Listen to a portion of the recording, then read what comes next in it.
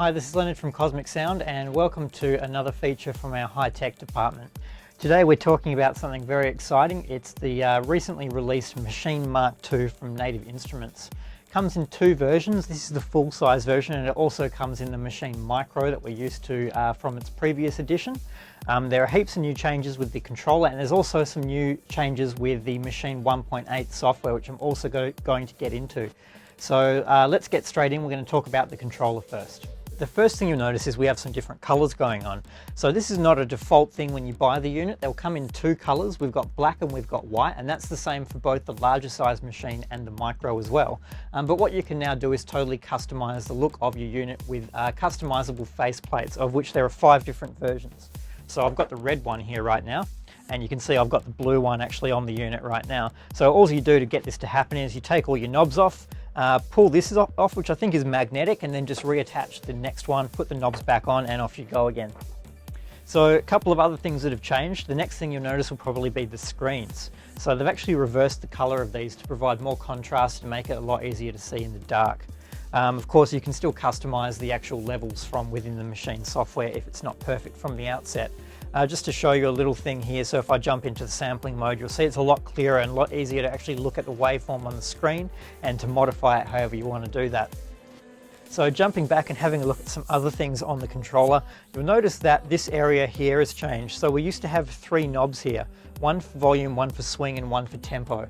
And these have now all been replaced by one master knob, which has different buttons which we can assign what that knob does. So if I set it to volume, you'll see in the software that the volume is actually moving up and down.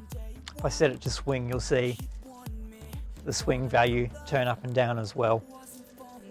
The next thing, which is also quite an obvious thing, is that they've introduced some new colors into the actual pads on the controller. So you'll see as I cycle through the groups, color of each pad changes, and that's a per group thing by default. You can of course get in here and customize the colors to whatever you want. This is easily done from the software. I just right click, I go into color, and you'll see I've got 16 colors to choose from, and I can pick whichever one I want and have totally customized groups. So just a couple of other things to mention here as well. The actual resolution, the touch sensitivity of these pads has been increased as well.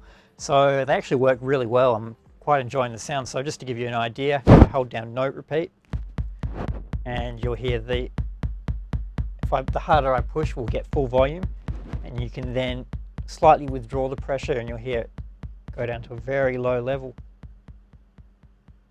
So it gives you heaps of fine control over your sounds. Just one other thing to mention as well, they've improved the stability of the USB port on the back, and it locks in there really nicely. It's quite deep as well, so it's going to be really hard for your USB cable to pull out, which is excellent. There's also another accessory for this, which is a nice stand, which we don't have yet, so I can't show you. But what that does is attach to the back, and it means you can mount Maschine on a stand for live performance, or if you just have it in your studio, it actually helps sit it up a little bit to make it easier to use. So now we're going to have a look at some new things in the Maschine 1.8 software. So one of the most exciting things in this new version of the software is pitch shifting and time stretching. This is a feature that a lot of people have wanted to be present in the Maschine software for a while, and it's awesome that they've given it to us.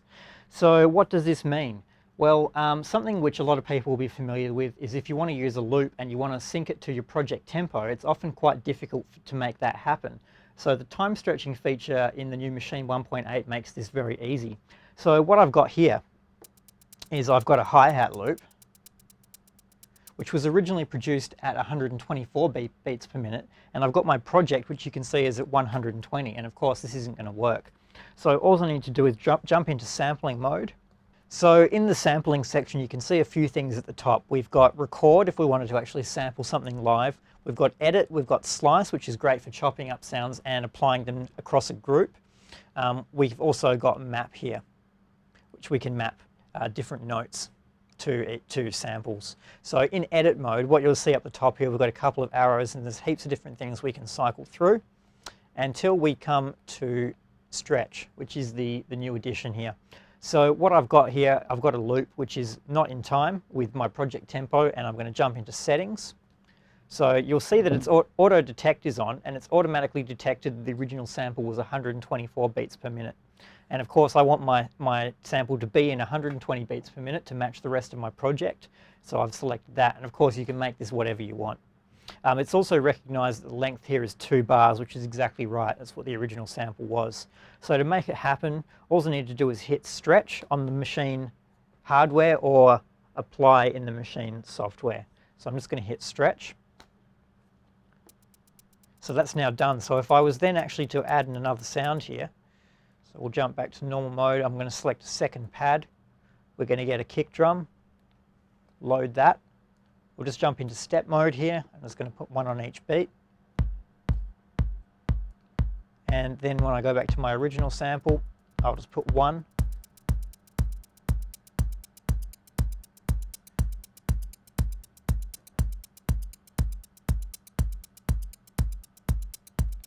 And just need to remove 1 there, because this is a 2-bar loop.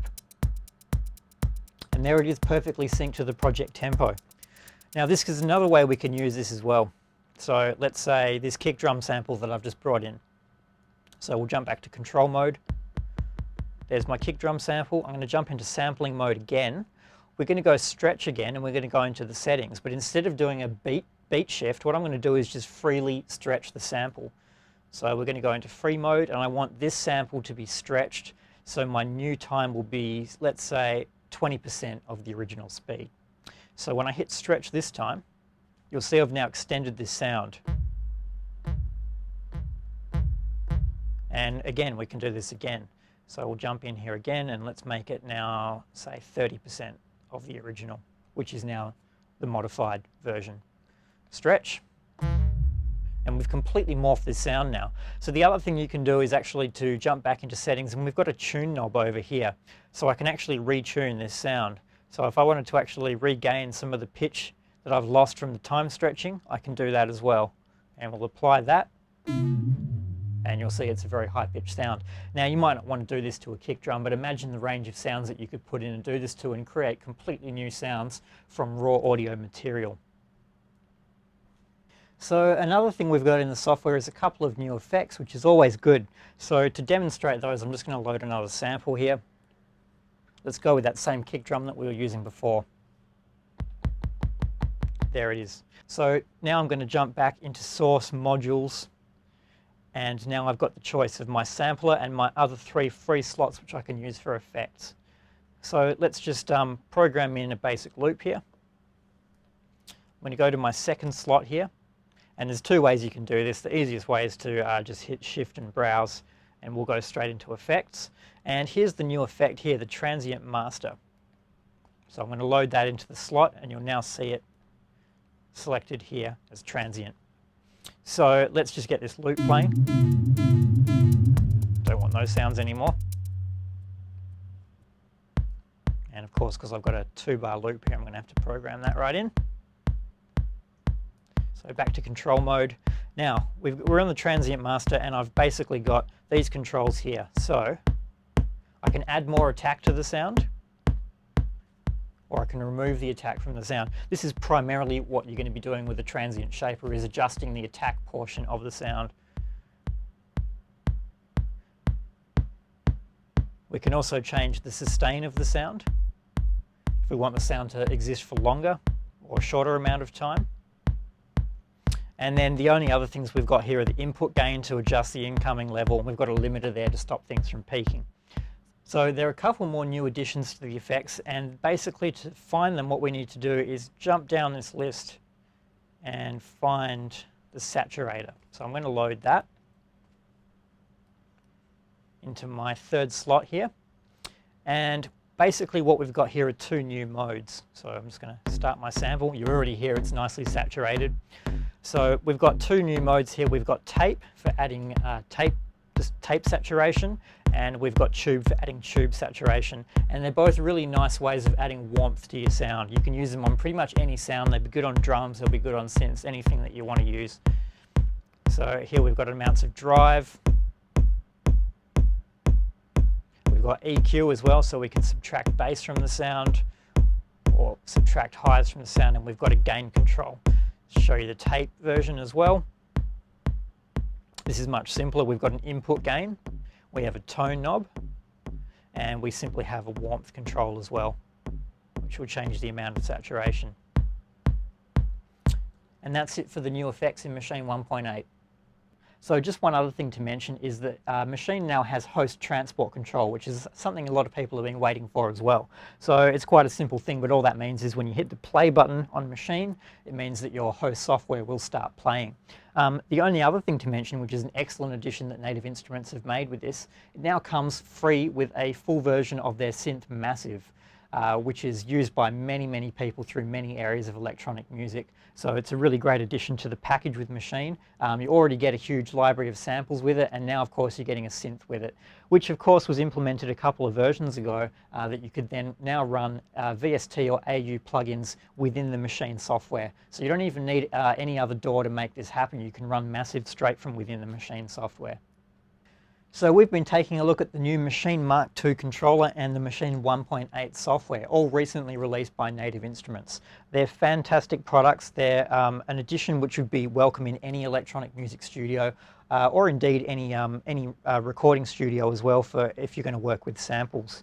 Fantastic units. They're available online at our online store at cosmic.com.au, or you can see us in store at either of our Osborne Park or Cannington branches.